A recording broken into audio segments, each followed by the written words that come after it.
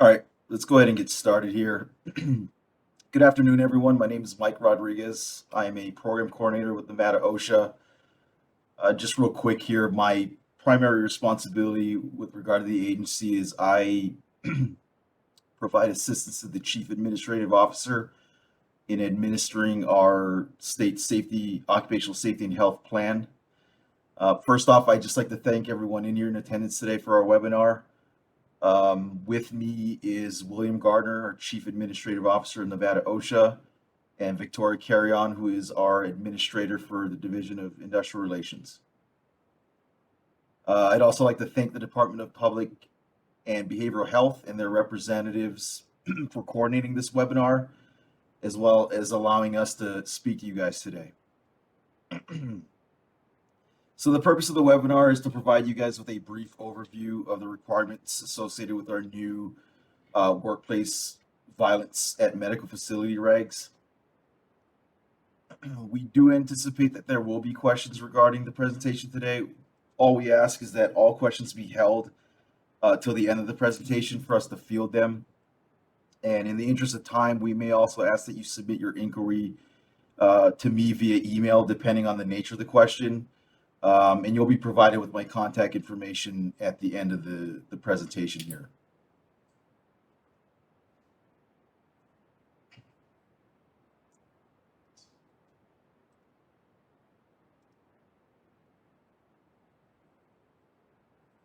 So again, the webinar here is in regards to our workplace violence at medical facilities. This is regulation RO 4420.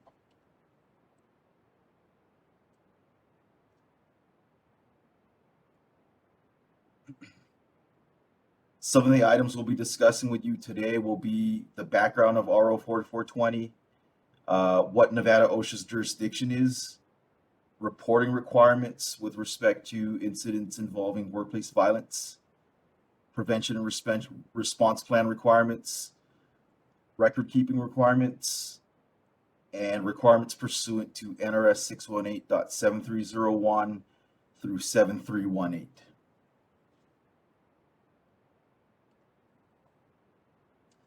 Assembly Bill 348 is sort of what kick-started the need to promulgate regulations with respect to workplace violence at medical facilities.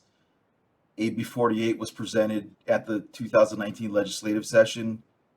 AB 48 identified the need to require certain medical facilities to develop and carry out a workplace violence prevention plan, maintain records associated with workplace violence, and report instances of workplace violence to the Division of Industrial Relations.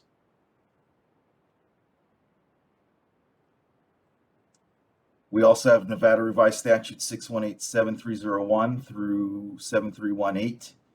Those statutes came into effect July 1 of 2020, and those statutes require DIR to provide or to adopt regulations related to the potential for workplace violence that may occur at a medical facility.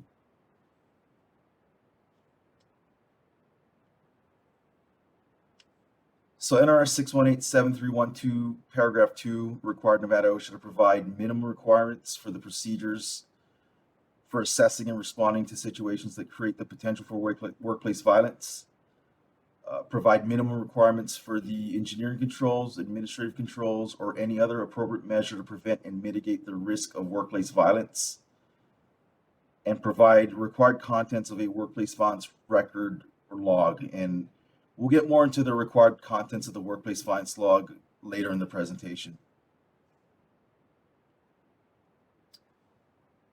Just some key dates or critical dates here. So on December 21st of 2021, Nevada OSHA adopted the regulation RO 4420.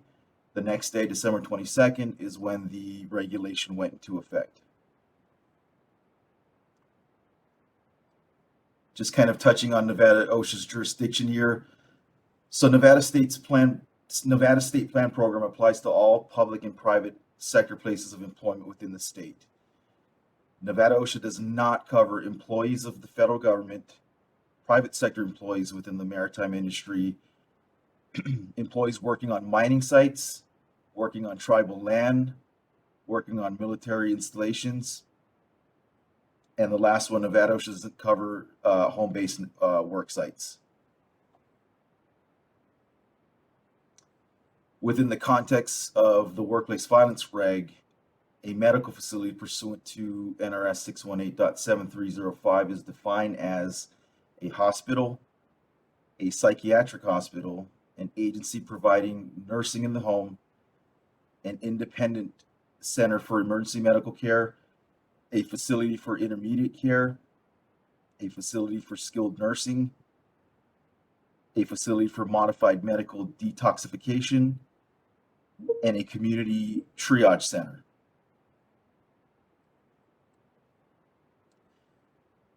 So if you're operating as an entity that falls into one of these locations and you are not exempt based on the previous slide, your facility will fall within Nevada OSHA's jurisdiction. What that means is your establishment could be subject to an inspection in response to any report of fatality or accident, any complaint regarding alleged unsafe work conditions, up to and including instances of or the potential for workplace violence.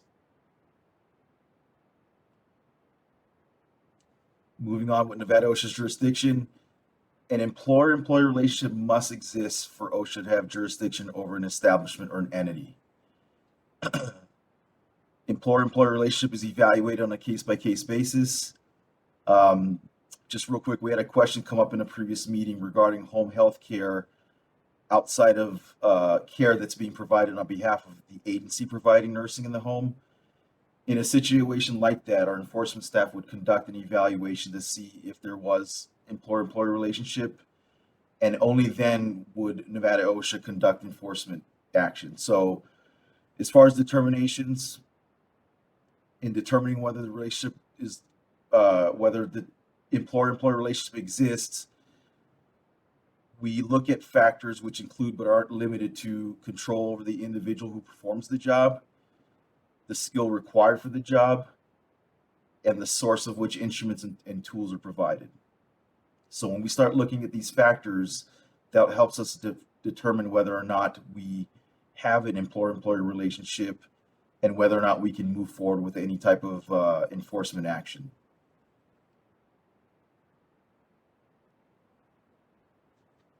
So getting into the regs itself and its respective requirements, the first thing we're going to touch on is reporting. So any medical facility shall report to Nevada OSHA any fatality, inpatient hospitalization, amputation, or loss of an eye of an employee resulting from workplace violence in which physical force or a firearm or other dangerous weapon is used, not later than 8 hours after it has been reported to an employee or representative of the facility.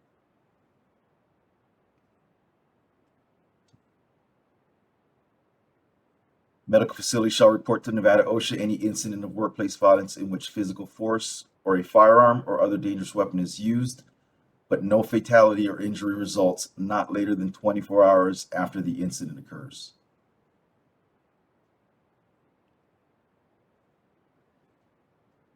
The medical facility shall report any realistic possibility of workplace violence not later than 30 days after the medical facility learns of the possibility. Reporting information must include all measures the facility has taken to address the threat, name of the persons responsible for initiating measures, and the date or dates by which measures are anticipated to be complete. Regarding the term quote-unquote realistic possibility, we had a question come up recently asking for an interpretation of the term. At this point, Nevada OSHA's position on realistic probability is situations where a reasonable person would feel that the behavior or action on the part of an individual in the workplace demonstrates a possibility of violence.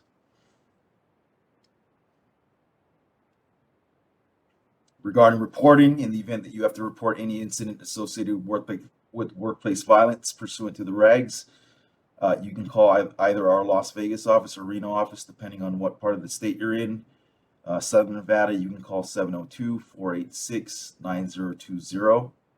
Northern Nevada, you can call 775-688-3700.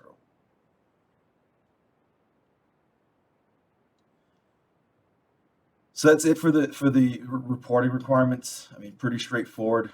Again, the critical things you need to be concerned about is report within 8 hours, Again, in the event of a fatality, inpatient hospitalization, amputation, or loss of an eye resulting from workplace violence, and then reporting within 24 hours in the event that physical force, firearm, or other dangerous weapon is used, but no fatality or injury results. So we'll get into the workplace violence prevention and response plans.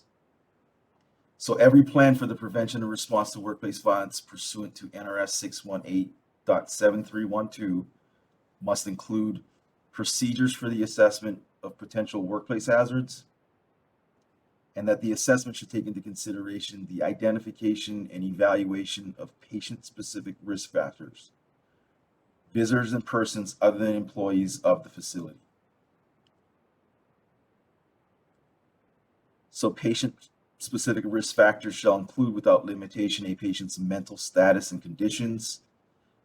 These would be factors that contribute to the patient behaving unpredictably, uncooperatively, or aggressively.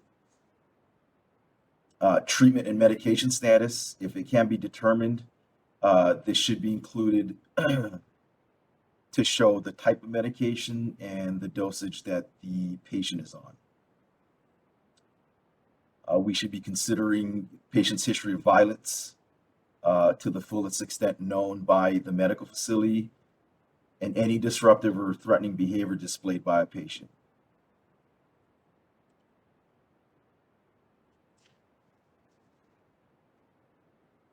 Every plan for the prevention and response to workplace violence must include assessment tools, decision trees, algorithms, or other effective means to identify situations in which workplace violence involving a patient is likely to occur, and assess persons who displays disruptive behavior or demonstrates a risk of committing workplace violence.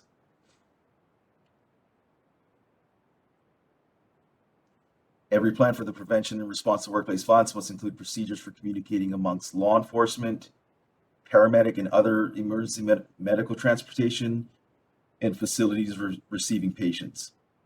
Now, the intent here is that we want to be able to identify risk factors associated with patients to ensure that services and facilities handling and or receiving these patients are aware of the potential risk of violence.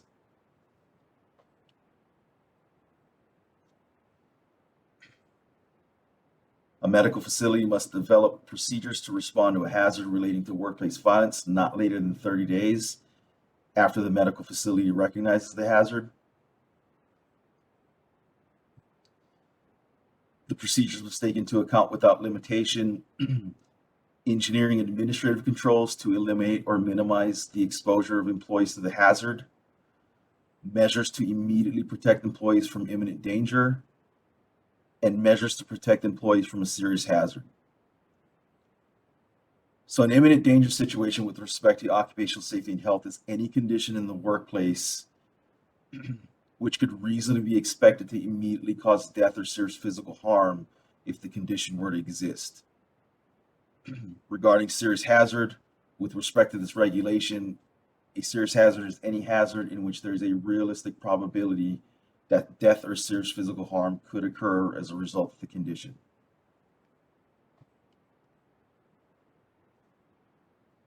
Procedures that must be taken into account without limitation is the interim measures to abate an identified serious hazard until permanent control measures can be implemented.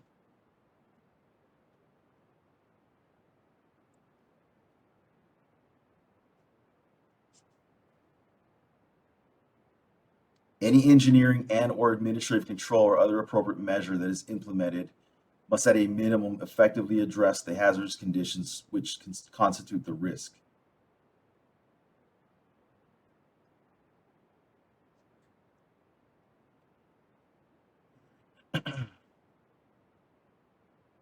So just recapping the response and prevention plan requirements, again, as a medical facility, you should conduct an assessment of potential workplace hazards.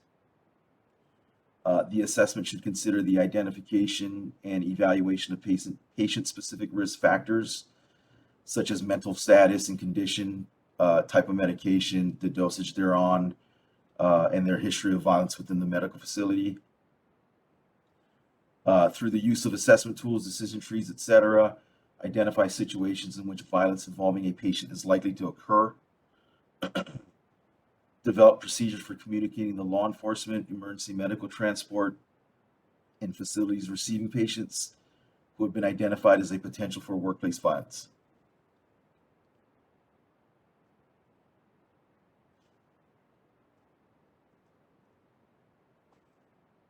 Developing procedures to respond to a hazard relating to workplace violence once the facility recognizes the hazard, and procedures should take into account the engineering and administrative controls or any other measure taken to eliminate or minimize employee exposure to a serious hazard and or imminent danger situations.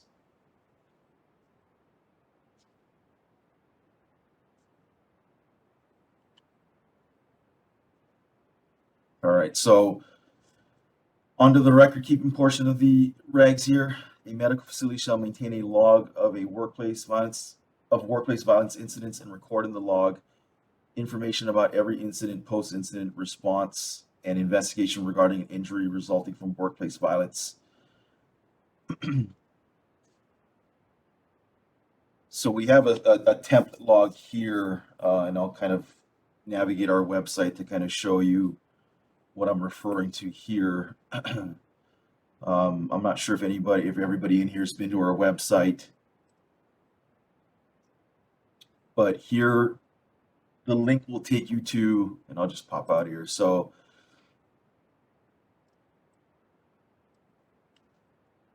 this is DIR's website. Again, kind of a quarter of the page down here, you can go to OSHA, which provides you all information. Here you'll find our workplace violence at medical facilities resource page. So this page provides you, again, the regulations, the corresponding statutes associated with workplace violence, our only guidance letter that we've submitted to industry. But here's where I was getting at. So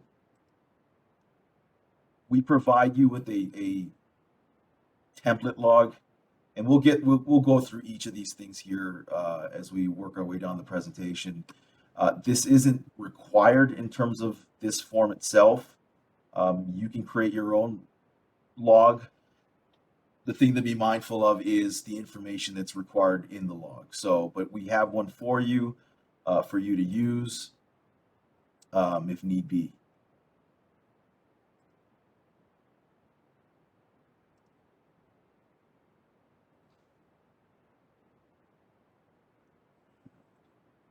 So the record keeping section of the reg kind of makes up a big chunk of the regulation itself. We'll break it down into sections and discuss the requirements for each. So information in the log must be based on information solicited from the employees who witnessed or experienced the violence. The information recorded in the log must include the date, time, and specific location of the incident, the unit of the medical facility in which the incident occurred, and a detailed description of the incident.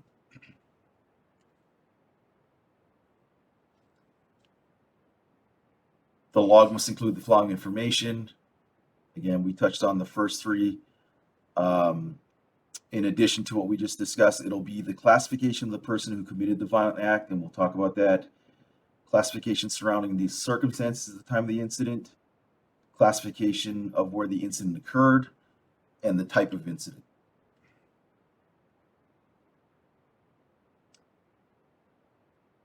In addition to those, the consequences of the incident itself and the information about the person logging the information. So classification of the person who committed the violent act. The information recorded in the log must include whether the person was a patient, employee, or provider of healthcare at the facility, a family member or friend of a patient, a vendor or supplier of or to the facility, or a coworker, supervisor, or manager employed by the facility.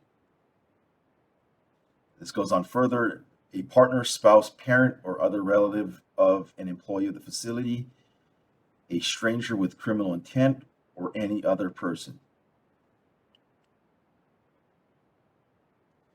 Classification surrounding circumstances at the time of the incident.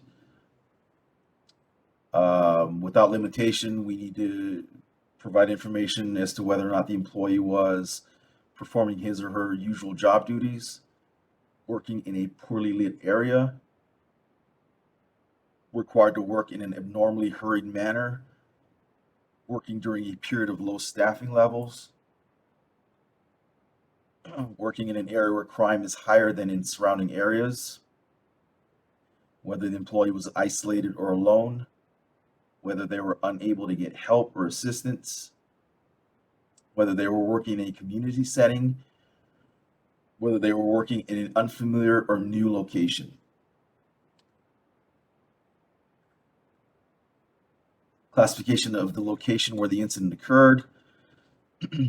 We need to know whether it occurred in the room of a patient, whether it happened in an emergency room or urgent care center, a hallway of the medical facility, a waiting room of the medical facility, or a restroom or bathroom of the medical facility.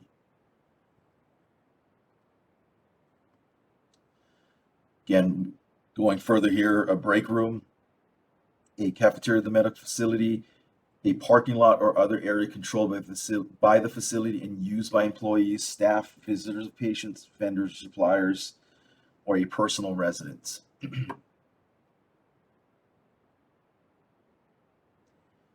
Regarding the type of incident, information in the log must include whether the incident involved a physical attack, including without limitation, biting, choking, grabbing, hair pulling, kicking, punching, slapping, pushing, pulling, scratching, or spitting, and whether the incident involved an attack with a weapon or object, including without limitation a firearm, knife, or other object.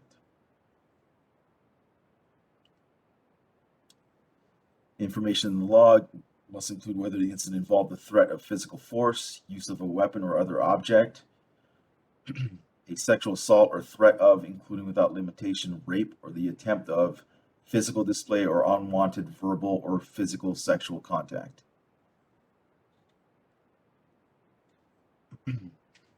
Consequences of the incident.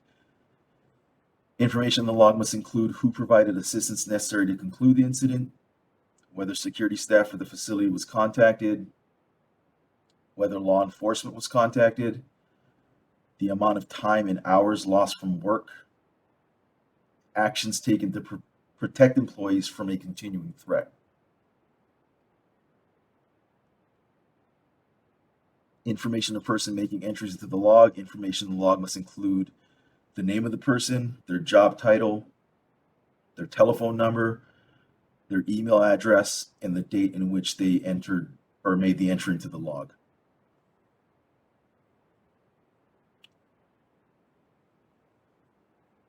So information that should be omitted from the log.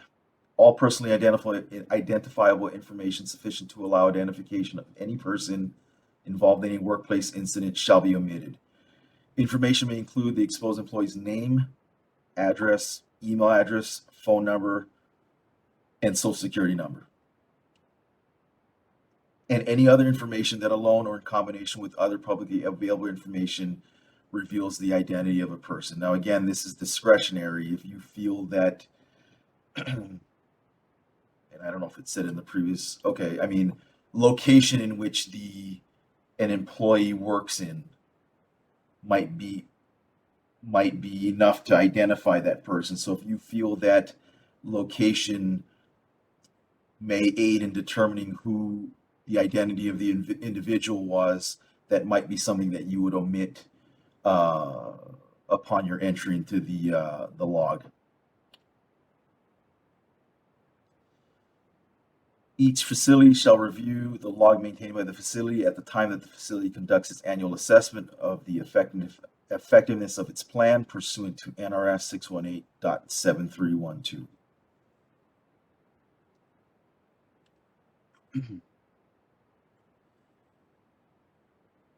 So these logs are not required to be submitted to Nevada OSHA, and we'll talk about documents that are required to be submitted to Nevada OSHA. But these logs, again, you're required to make entry in the event that a incident of workplace violence occurs. They're not required to be submitted. However, they shall be made available to Nevada OSHA upon request. So in situations where a OSHA compliance officer comes out and conducts an inspection of your workplace, if the logs are relevant to their inspection, they will make the request. You as an employer, your obligations are to make them available upon their request.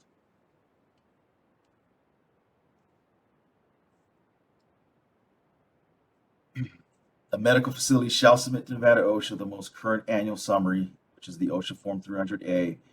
I'll go back to our website or pull it up so you guys can see what document it is that we're talking about.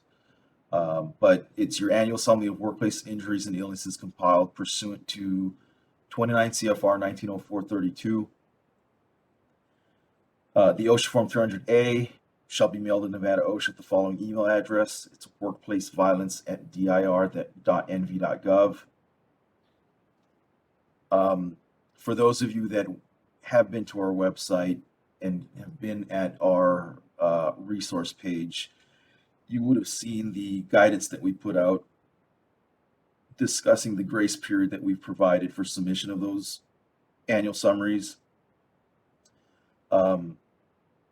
With the exception of the calendar year 2021, the OSHA Form 300A is required to be posted, or in this case, submitted to Nevada OSHA no later than February 1st of the following year. So if we're talking about your annual summary for calendar year 2021, the date in which you are to post, or again, in this case, submit to OSHA would be February 1st of 2022. However, for this year, or for calendar year 21, Nevada OSHA has exercised enforcement discretion to allow employers time to come into compliance, hence the grace period. So we've extended that February 1st date out to April 1st. So as long as the employer is making a good faith effort and taking reasonable steps to comply with the regulation, again, we'll afford them that grace period to get us those documents. So I'm going to go back to our website here again, just so that, because we've received, not many, but we've received annual summaries from medical facilities, but we've also received the workplace violence log. So again, just so everybody's clear here, this is the log, and this is the log that you can use as a medical facility to log entries in situations where incidents involving workplace violence occur. But what we are talking about with regard to the 300A is this document here. So for the most part, you should be filling this out yearly as an establishment. Again, this is your annual summary, so this isn't the workplace violence log.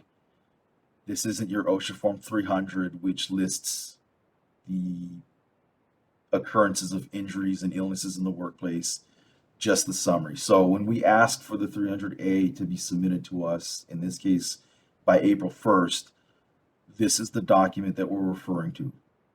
Okay. Okay, so we talked about the grace period. Again, for this year, we will extend the February 1st date out to April 1st. And again, I believe we've received 3 of them. So again, I don't know how many establishments are out there, but again, minimal in terms of response to submittal of the annual summary here. So. All right, so that's kind of it for our end, or at least my end of the presentation here. As I mentioned at the beginning of the presentation, we kind of opened this thing up for, questions, comments, concerns. Again, so in the event that we ask for you guys to submit your inquiries via email, here's my contact information again. My name is Mike Rodriguez. I'm a program coordinator with Nevada OSHA. My email address here is mrodriguez with an S at dir.nv.gov. My phone number is 702-486-9061. You guys are more than welcome to give me a call or send me an email in the event that you guys have questions in regards to the regs, how to comply, um, et cetera, et cetera. So I'm going to stop sharing here so I can see if anybody's hands are raised to hopefully answer you guys' questions here.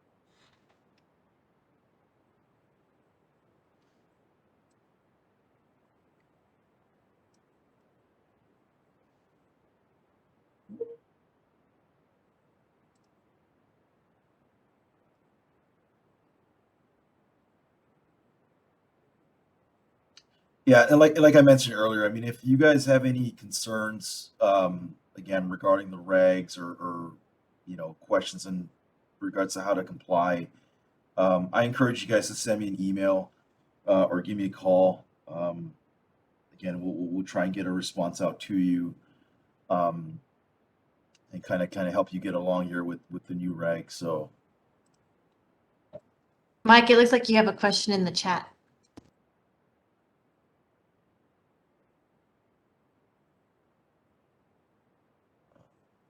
so is the OSHA ITA electronic submission only for California, or Nevada OSHA or Nevada 300As were submitted through that electronic form? So, and this is from M. Sohn. The submittal for the 300A is independent of what OSHA requires. Um, it's our state statute that requires us to, or medical facilities to provide the 300As independent of whatever submission you've made to OSHA. I hope that answers the question.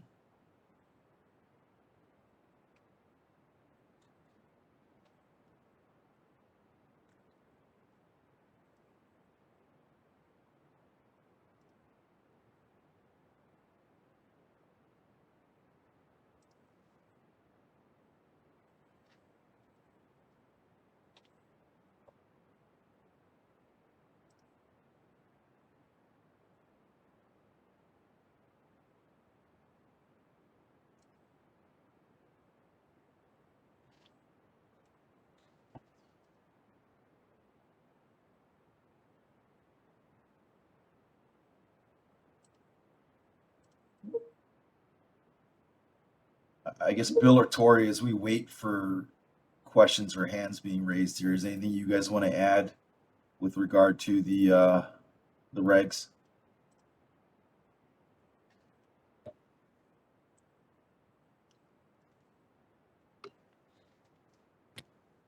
Hi, everyone. This is Tori. I don't really have anything to add, but if you have questions as you go along, feel free to contact us. Happy to help answer questions. Hopefully the 300A is something that everybody already has because it's already currently required. So if you're not the person who has it, somebody else in your office probably does. So hopefully that component of the requirements will be easy to meet. Looks like Bill was going to say something too.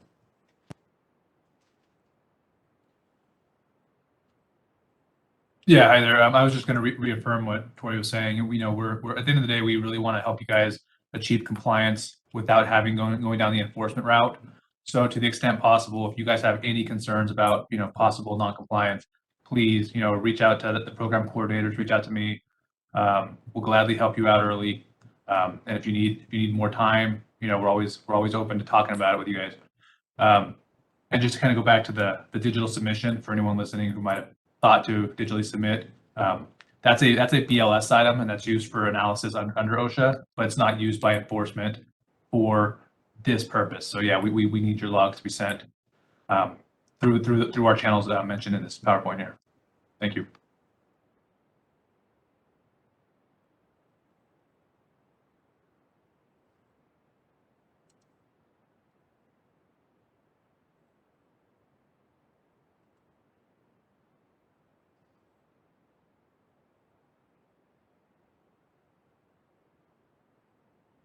So I'm not seeing any hands raised or anything in the chat. Probably stay on a few minutes here and then if nothing else, sign off.